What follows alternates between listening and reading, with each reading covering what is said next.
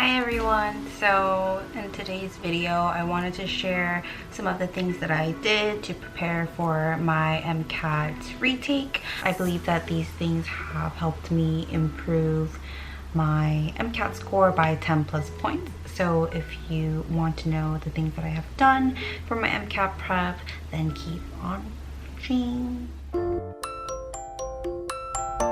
So before I get into this video, I just wanted to do a quick disclaimer that the things that I have done for my MCAT prep aren't rules set in stone, obviously. Just remember that your miles may vary, so just keep that in mind. Tip number 1, take the MCAT when you are fully prepared. So let's say that the day of the exam has come and you are taking the test, and during the test you definitely have that general sense of how you're doing in terms of your performance. And if you feel like you are not doing well, or if you feel like you are not doing enough to score within your target range, then please void it. I made that huge mistake of not voiding it, and I just took the grade. And my thought process for that was because I didn't want to go through the MCAT prep again. I didn't want to spend more money on registration fees. I just didn't want to do the whole stressful thing again. But it was my mistake. I took the MCAT grade and I definitely regretted it, because after I got my grade, I was torn into pieces. I was having a fit. I started crying, I started whining, I threw a fit to my boyfriend. So yeah, that day was not a happy day for me, definitely. Yeah, and also during that day, this other test taker, she left the testing center after an hour into the test, and we were all like, what? Because it's an 8+ hour test. It's impossible for somebody to leave and complete the test in an hour. So it was obvious that she just voided it, just skimmed through the whole test and voided it and left. Don't be like her or me, because you paid for that test. At this point, there's no turning back. You want to use this opportunity to the best of your advantage. So treat it as a practice test. Since you are in an actual test taking condition, just remember the feeling of that testing center and get used to the system that they use in the testing center so that you can better prepare for your next MCAT. Tip number 2 is avoid burnout. So for my first MCAT, I actually studied for 6 months. Yeah, so half a year, and I was also working full-time. So that's kind of crazy because I don't know why, but I just set aside 6 months for my first MCAT, and that definitely didn't work because I was exhausted, wasn't motivated halfway through the 6 months. I definitely felt the burnout, and I wasn't in the right mind to study and prepare for the MCAT. So what I did for my retake was, instead of the 6 months, I cut it short to 3 months. I set aside 3 months, and during the 3 months, for 1.5, I did content review using solely Kaplan.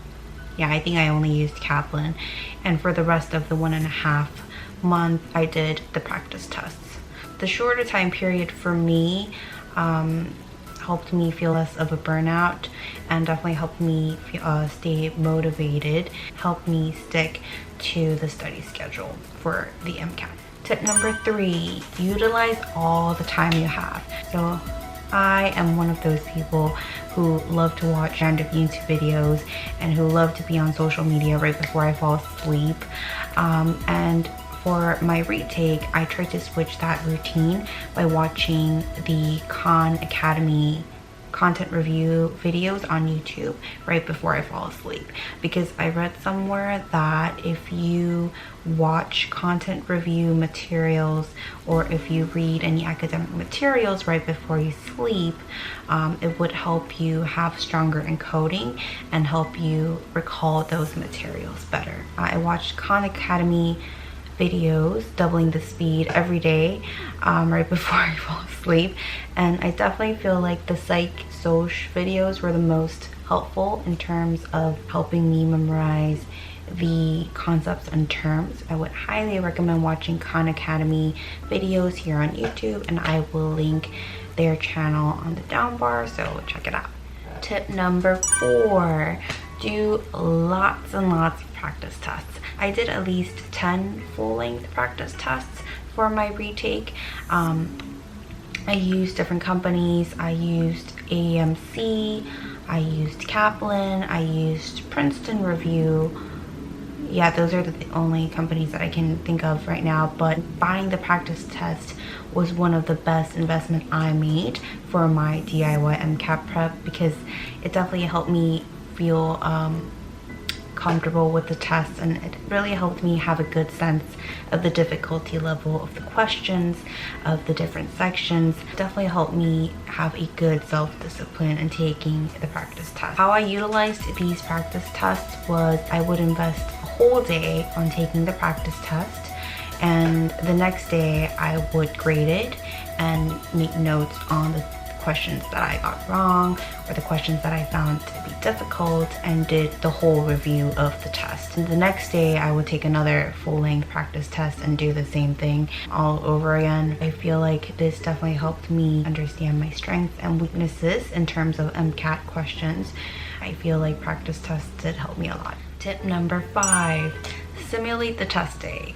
When I took the full-length practice tests, I tried to simulate with the actual test day. Like, I would go to the public library, I went to the strict quiet zone, I had my earplugs on, I had my own scratch papers, I had a timer on so that I was timing myself properly, and I took the breaks like I would have in an actual test day. All the simulation definitely helped me feel more comfortable in the actual test day, and I was able to time myself better. I also read somewhere about a research that was done on exam performance, looking at the correlations between the test performance and the similarities of the studying conditions and the testing conditions.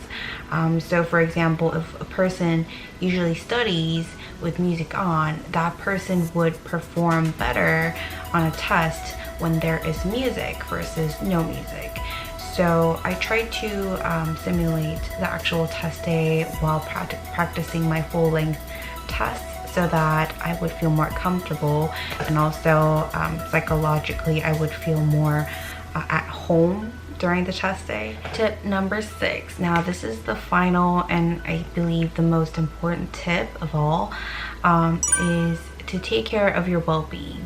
For my first MCAT, I was physically, emotionally, and mentally wrecked.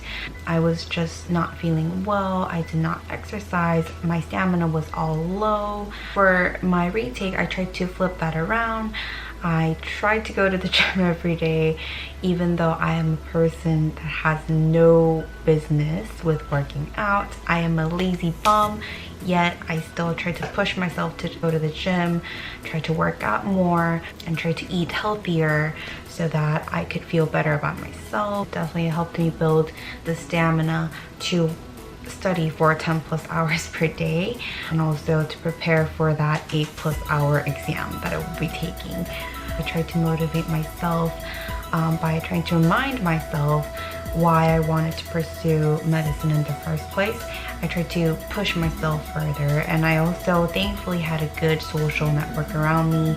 I had a group of supportive friends and family members that occasionally checked on me, and it helped me check my mood every day to see how I am doing in terms of my dreadful test preparation period. Have a good social network, take care of your well-being, just check yourself every day so that you are in a positive, good state of mind so that you can really ace that test. So thank you for watching all the way. I hope you find these tips to be helpful for your preparation of the MCAT.